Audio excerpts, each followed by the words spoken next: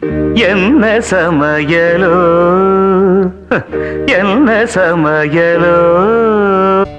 Hi, அனைவருக்கும் வணக்கம். இன்றைக்கி நாம் செய்ய போகிறது கத்திரிக்காய் கிரேவி மசாலான்னு சொல்லலாம். இது வந்து பிரியாணிக்கு சைடிஷாக தான் இது செய்வோம். பெரும்பாலும் இது பாய் வீட்டு ஃபங்க்ஷன்லாம் கிடைக்கும். முஸ்லீம்ஸ் எல்லாம் பெரும்பாலும் இது அவங்களோட எல்லா ஃபங்க்ஷன்லேயும் செய்வாங்க. இது எப்படி செய்யலான்னு பார்க்கலாம் வாங்க.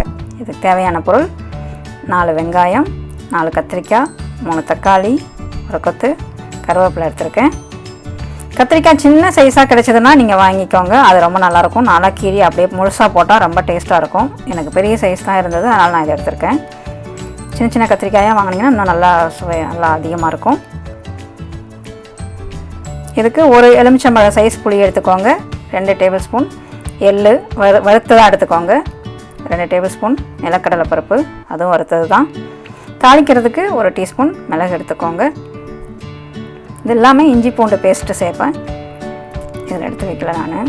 இப்போது ஒரு மிக்ஸி ஜாரில் நம்ம வறுத்து வச்ச எள்ளையும் நிலக்கடலை பருப்பையும் ட்ரையாகவும் அரைச்சிக்கலாம், இல்லை நீங்கள் தண்ணி விட்டு வேணாலும் நீங்கள் அரைச்சிக்கலாம்.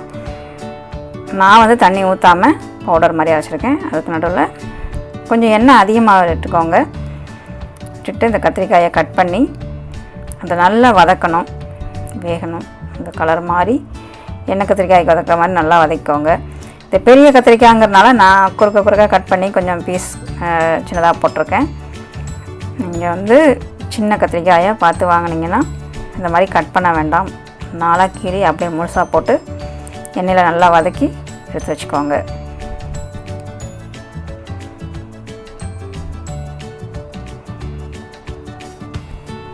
இந்த கத்திரிக்காய் எண்ணெயிலே கொஞ்சம் நல்லா வேகணும், அதனால் கொஞ்சம் நேரம் நல்லா வேக விடுங்க. இந்த கலர் வந்து அந்த ஸ்கின் கலர் வந்து கொஞ்சம் மாறும். பாருங்கள், அந்த எண்ணெயிலே நல்லா வேகுது பாருங்கள். அப்போ தான் அந்த டேஸ்ட் உங்களுக்கு கிடைக்கும். அந்த கத்திரிக்காயோட டேஸ்ட் வந்து நல்லாயிருக்கும், எண்ணெய் கத்திரிக்காய் டேஸ்ட்டு.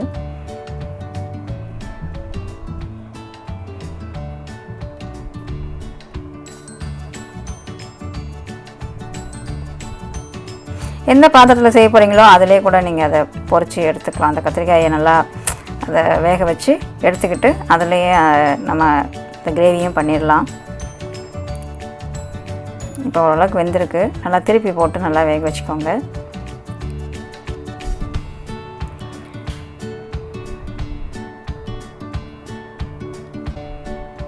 இப்போ வெந்துருச்சு. இதை தனியாக ஒரு பிளேட்லேயோ இல்லை கிணத்துலையோ எடுத்து வச்சுக்கோங்க.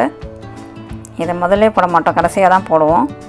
ஏன்னா இது நல்லா வேக வச்சு எடுத்துட்டோம், முதல்ல போட்டால் குழஞ்சிரும், அதனால் கடைசியாக தான் போடுவோம். இப்போ இவ்வளோ எண்ணெயும் நம்ம யூஸ் பண்ண மாட்டோம். ஸோ கொஞ்சம் எண்ணெயை நான் எடுத்து வச்சுருவேன். நமக்கு தேவையான அளவு தான் நம்ம எண்ணெய் எடுத்துக்கணும். இது இந்த கத்திரிக்காய் வதங்கிறதுக்காக எண்ணெய் அதிகமாக ஊற்றிருப்பேன். இந்த எண்ணெயை கொஞ்சம் கம்மி பண்ணிக்கோங்க. உங்களுக்கு எவ்வளோ தேவையோ அந்த அளவுக்கு போட்டுக்கோங்க. ஆனால் இது கொஞ்சம் எண்ணெய் நிறையா இருந்தால் தான் இது கொஞ்சம் நல்லா டேஸ்ட்டாக இருக்கும் இந்த கிரேவி.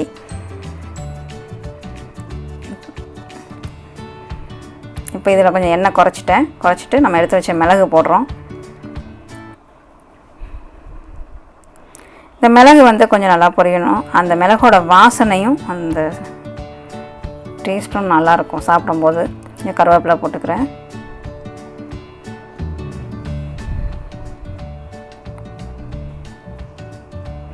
இப்போ நம்ம வெங்காயம் எடுத்து வச்சுருந்தோம், அதை நல்லா சின்னதாக கட் பண்ணி வச்சுருக்கோம்.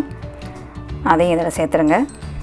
இந்த சேர்த்துட்டு இந்த வெங்காயம் வந்து நல்லா வதங்கணும். அந்த வெங்காயம் வதங்கும் போது நல்ல ஒரு ஸ்மெல் வரும். நம்ம டிரான்ஸ்பரண்ட்டாக ஆகாமல் அதுக்கு அடுத்த ஸ்டேஜ் நல்லா ப்ரௌன் ஆகணும். ப்ரௌன் ஆகும்போது தான் அதோட டேஸ்ட் வந்து நல்லாயிருக்கும். அதனால் கொஞ்சம் மெதுவாக அது ப்ரௌன் ஆகிற வரைக்கும் நல்லா வதக்குங்க.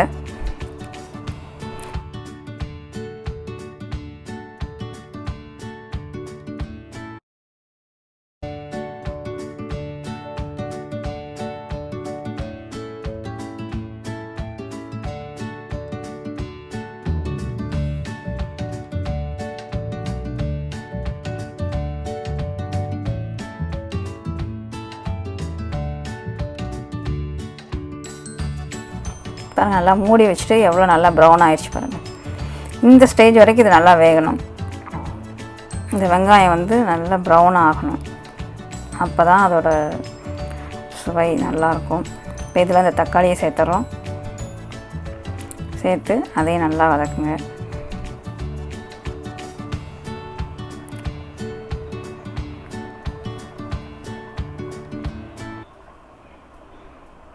இப்போது இதுக்கு தேவையான அந்த கிரேவிக்கு எவ்வளோ தேவையோ அந்த அளவுக்கு நம்ம உப்பு போடுறோம். உப்பு போட்டுட்டு கூட இஞ்சி பூண்டு பேஸ்ட்டு போட்டு நல்லா மூடி வச்சு இந்த மாதிரி கிளறி விட்டு வதக்கிடுங்க.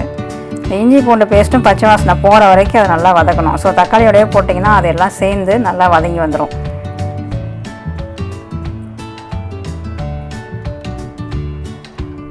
இப்போ இது நல்லா வதங்கிடுச்சு.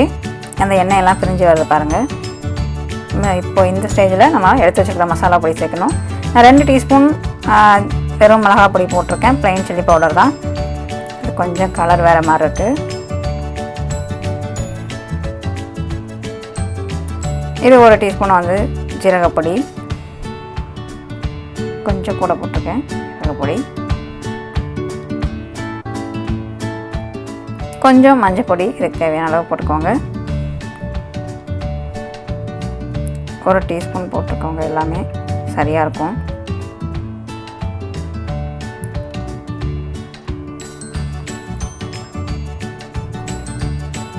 ஒரு டீஸ்பூன் வந்து கரம் மசாலா. இந்த கரம் மசாலாவும் இதுக்கு வேணும். ஏன்னா அந்த வாசனை நல்லாயிருக்கும். அப்போ தான் அந்த டேஸ்ட்டும் அந்த வாசனையும் ஜீரகப்பொடியும் கரம் மசாலா பொடியும் தான் சேர்த்து எடுத்து கொடுக்கும். மல்லிப்பொடி நான் போடலை, வெறும் மிளகாய் பொடி தான் போட்டிருக்கேன். காரத்துக்கு உங்களுக்கு எவ்வளோ தேவையோ அவ்வளோ சேர்த்துக்கோங்க. இப்போ இந்த எண்ணெயிலே இது நல்லா வதங்கிடணும். பச்சை வாசனை போகிற அளவுக்கு வதங்கிடுச்சு. இப்போ நம்ம அரைச்சி வச்சுருக்கோம் இல்லையா, எள்ளும் நிலக்கடலைப்பருப்பும், அந்த பவுடரையும் இப்போ சேர்த்துறேன் நான். நீங்கள் தண்ணி ஊற்றி அரைச்சிருந்தாலும் பரவாயில்ல, இப்பயே சேர்த்துருங்க. சேர்த்து எல்லாத்தையும் நல்லா மிக்ஸ் பண்ணி விடுங்க. மிக்ஸ் பண்ணி அதிலே வெந்துடும். அப்போ அந்த ஒரு வாசனை வரும், நல்லா இருக்கும் அந்த வாசனை.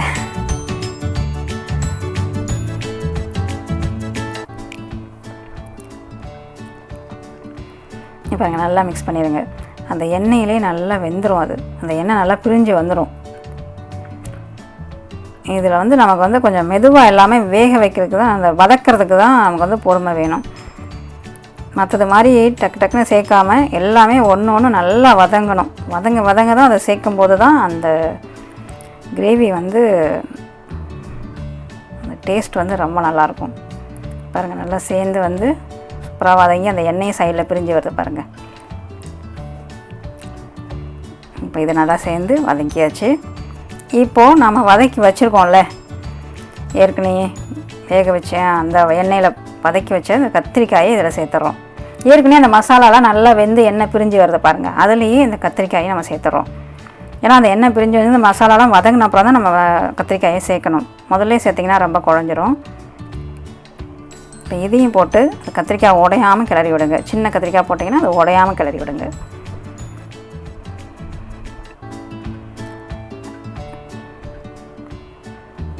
இப்போ இந்த ஸ்டேஜில் உப்பு காரம் எல்லாம் சரியாக இருக்கான்னு பார்த்துட்டு சேர்த்துருங்க.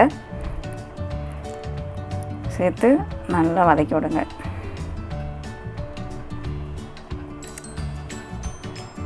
இப்போ இது ஓரளவுக்கு நல்லா இதெல்லாம் நல்லா வதங்கி இந்த எண்ணெயெல்லாம் பிரிஞ்சு வந்துச்சு. நல்ல ஒரு வாசனையாக இருக்குது. இப்போ நம்ம எடுத்து வச்சுருக்க புளியை வந்து கரைச்சி விட்றோம். இது என்னோட புளி கொஞ்சம் பழசு, அதனால் கருப்பாக இருக்குது.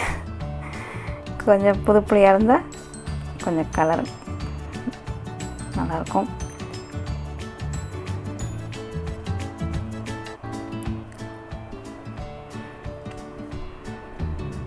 இந்த புளிப்பும் இதுக்கு முக்கியம். அந்த புளிப்பு, அந்த நிலக்கடலைப்பருப்பு, எள் எல்லாம் சேர்ந்து வரும்போது நல்ல வாசமாக இருக்கும். இதுக்கு தாளிக்கிறது கூட நீங்கள் நல்லெண்ணெயே எடுத்துக்கிட்டிங்கன்னா ரொம்ப நல்லாயிருக்கும். அது இன்னுமே நல்லா டேஸ்ட்டாக இருக்கும். வேறு எண்ணெய் மாற்றாமல் நல்லெண்ணெய் இல்லைனா கடலெண்ணெய், பெரும்பாலும் நல்லெண்ணெய் எடுத்துக்கிட்டால் நல்லாயிருக்கும். இல்லைனா கடலெண்ணெய் யூஸ் பண்ணுங்கள். ஏன்னா நம்ம நிலக்கடலைப்பருப்பும் எள்ளும் தான் இதில் போடுறோம். ஸோ அது 2 சம்மந்தப்பட்ட எண்ணெய் எடுத்துக்கிட்டிங்கன்னா உங்களுக்கு டிஃப்ரெண்ட்டாக இல்லாமல் இன்னும் கொஞ்சம் அந்த வாசம் நல்லாயிருக்கும். இப்போ இதில் வந்து உங்களுக்கு தேவையான அளவு தண்ணி எவ்வளவோ அதை சேர்த்துக்கோங்க. உங்களுக்கு கிரேவி எந்த மாதிரி வேணுமோ அந்த அளவுக்கு தண்ணி சேர்த்துக்கோங்க. திக்காக வேணுமா இல்லை கொஞ்சம் தண்ணியாக இருக்கணுமா அப்படிங்கிற அளவு அவங்கவுங்க வசதியை பொறுத்து தண்ணி சேர்த்து எல்லாத்தையும் ஒன்றா கிளறி விட்டு மூடி வச்சு வேக விடுங்க. அந்த எண்ணெயெல்லாம் பிரிஞ்சு வரணும். சிம்மில் வச்சுருங்க. ஹை ஃப்ளேம் மீடியம் ஃப்ளேம் வேணாம், ரொம்ப சிம்லேயே வச்சு வேக வைங்க. ஏன்னா அந்த கத்திரிக்காய் வெந்துருச்சு, மசாலா வந்துருச்சு, எல்லாம் வந்துருச்சு. அந்த புளி தண்ணியும் பச்சை வாசனை போகணும், அதுக்காக தான் இதை வேக வைக்கிறோம். பாருங்கள் எல்லாம் நல்லா வெந்து வந்துருச்சு. இப்போ கடைசியாக அதில் 1 டீஸ்பூன் வெல்லம் சேர்க்குறோம். நான் கொஞ்சம் அதிகமாக சேர்க்குறேன். அந்த புளிப்பு உரப்பு எல்லாம் சேர்ந்து வரும்போது கொஞ்சம் அந்த வெல்லம் போட்டிங்கன்னா அது இன்னும் கொஞ்சம் சுவை நல்லா அதிகரிக்கும். அதுக்காக தான் இது சேர்க்குறோம். உங்களுக்கு இனிப்பு வேண்டாம் சுத்தமாகவே அப்படின்னா நீங்கள் போடாமல் இருக்கலாம். ஆனால் இது போட்டிங்கன்னா அதோட புளிப்பு காரத்தோடு சேரும்போது, இந்த இனிப்பு சேரும்போது அந்த சுவை இன்னும் கொஞ்சம் தூக்கலாக இருக்கும். அதுக்காக தான் இது சேர்த்தேன். இப்போ பார்த்திங்கன்னா இந்த கத்திரிக்காய் நல்லா ரெடி ஆயிடுச்சு. நம்ம எல்லாமே போட்டு சிம்லேயே வச்சு வேக வச்சுருக்கோம். இந்த சிம்மில் தான் வேகணும். கொஞ்சம் லேட்டாகும் இது செய்கிறதுக்கு. ஒரு 1/2 மணி நேரத்துக்கிட்ட ஆகும் செஞ்சு முடிக்கிறதுக்கு. ஒரு பொருளும் நல்லா வதங்கினதுக்கப்புறம் தான் இதை செய்வோம். ஸோ அப்போ தான் அதோட டேஸ்ட் ரொம்ப நல்லாயிருக்கும். நல்லா மூடி போட்டு சிம்மில் வச்சே வேக வைங்க. அந்த எண்ணெயெல்லாம் நல்லா பிரிஞ்சு வரணும். இப்போ பச்சை வாசனை போயிட்டு எண்ணெயெல்லாம் பிரிஞ்சு வந்து நல்லா வெந்துருச்சு. இந்த ஸ்டேஜில் ஸ்டவ் ஆஃப் பண்ணிடுங்க. பண்ணிட்டு அவங்களுக்கு இது வந்து பிரியாணிக்கும் நல்லாயிருக்கும். அது இல்லாமல் சப்பாத்திக்கும் நீங்கள் தொட்டுக்கலாம். பெரும்பாலும் பிரியாணிக்கு தான் இது சைட் டிஷ்ஷாக கொடுப்பாங்க. ஹோட்டல் போனீங்கனாலும் சரி, இல்லை ஃபங்க்ஷன் ஏதாவது போனீங்கனாலும் அங்கே தான் அதுக்கு தான் இருக்கும். பட் நம்ம சப்பாத்தி, நான் எல்லாத்துக்குமே தொட்டுக்கலாம். ரொம்ப சூப்பரான கத்திரிக்காய் கிரேவி ரெடி ஆயிடுச்சு. இப்போ நான் சாப்பிட போகிறேன். நீங்களும் செஞ்சு பார்த்து சாப்பிட்டுட்டு எப்படி இருந்ததுன்னு கமெண்ட் பண்ணுங்கள். எனக்கு இந்த வீடியோ பிடிச்சதை லைக் பண்ணுங்கள், ஷேர் பண்ணுங்கள், மறக்காமல் சப்ஸ்கிரைப் பண்ணிடுங்க. தேங்க்யூ.